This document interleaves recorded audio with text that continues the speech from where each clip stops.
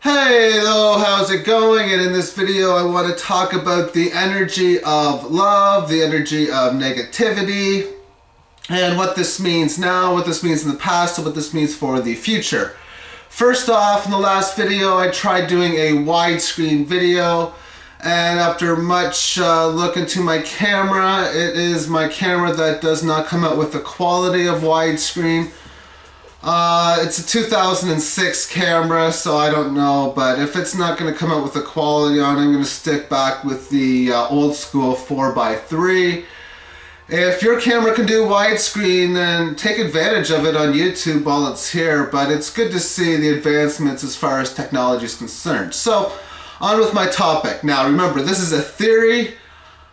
Until the theory has been proven correct or incorrect, that's all it is a theory.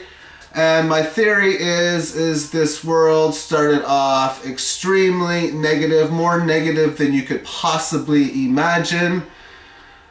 At the halfway point, it is extremely neutral. And at the very end, it is extremely positive, more positive than you can imagine. So, with that being stated, my feeling was at the beginning of time, 15 billion years ago, or however long it was, there was trillions upon trillions of atoms of negative energy in the air, compared to just one atom of positive energy. And that probably would have been the hell that we all talk about as far as burning in hell and major torment. It's probably a thought that we have subconsciously, unconsciously, and a traumatic event that has been forgotten that lasted well over 10 billion, 15 billion years. And that's my theory, because we started off with 0.0000, many zeros, then a 1% of the energy of love, compared to 99.9999, so many nines percent negative energy as far as the negative energy. And the percentages just come together like that and then fall back. I'll show you some graphs very soon. But it has slowly but surely gotten up, and if you imagine one unit pushing against trillions, and it would take a long time to go from what percent that it's at there to 2%, 1%, half a percent. It would take a long time because of the energy and the power that would be needed for it to happen. And I mean, this would have meant going into, like, say, the time of Christ.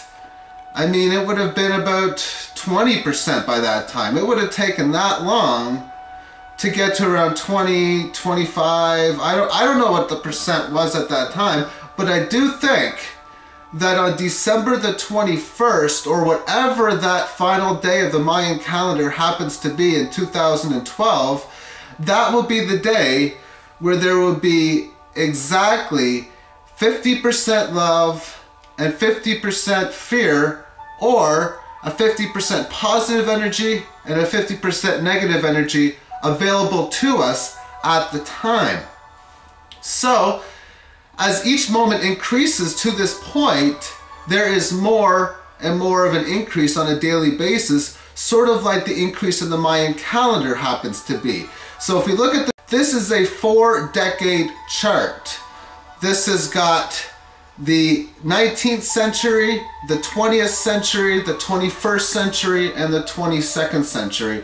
And it seems to me that we are going to be speeding really quickly as we get to that 50% mark. And then when we hit the 50% mark at the end of 2012, this will mean that a slowdown pace will go, but we will work at the same increase that we were before. Meaning, if the last year of the cycle had about a 2% increase in love, or 2.5% increase in love, the next year we'll have another 2.5% increase. If the year before that was, say, 1% of an increase, the year following that would be 1%. So I think we're going to see how the law of polarity is going to play out, and we are going to have the first half of the world end around this time. To me, this was a negative world. If you look back at the time, there wasn't much positivity you can look at, but if you seriously look back and think of how improvements have been made since the knowledge of history that we know, it seems as if the energy of love towards one another, towards ourselves, towards everything that there is in which the higher frequency uses has been going up. At least it seems that way to me. Yes, there's still war, but what's that any different from before? The bottom line is that we take care of ourselves better, we take care of others better, we are more aware of what we do to the environment, and we still have 40% something love or positive energy, which means we have about 60% negative energy. And like I say, these numbers that I come up with, they're wrong. They are wrong. I think the way that the graph looks is going to be right. And I think that the numbers might be a little bit close. So maybe at one point where I said it was 41.5% love, maybe it was 42.1 or 37.6. I don't know. But I think that the way that the graph goes up like that would be exactly or somewhere around how it's probably going to be. Also, I want to bring up a chart, and this is a 30-year chart, 15 years before 2012 and 15 years after 2012. And this is how the increase is going to look on this scale. So by the way the rate moves from one moment to another, you really can't notice much of a difference because that is the way time has been perceived to us. So even though we can look at these graphs and say, wow, things are going to change, you don't notice a change in a single moment other than something specific happening to you. But as far as an evolutionary change, you really can't notice that until you look back after the fact. And I think this is going to be the case with this too. And when I look at how this ends, like I said at the start, it would have taken so long to go from 0% to 1%. And the same is going to be true. It's going to take that long, again, to go from 99% to 100%. We're talking billions of years to go from 99% to 100%. In fact, the number is infinite if you get technical.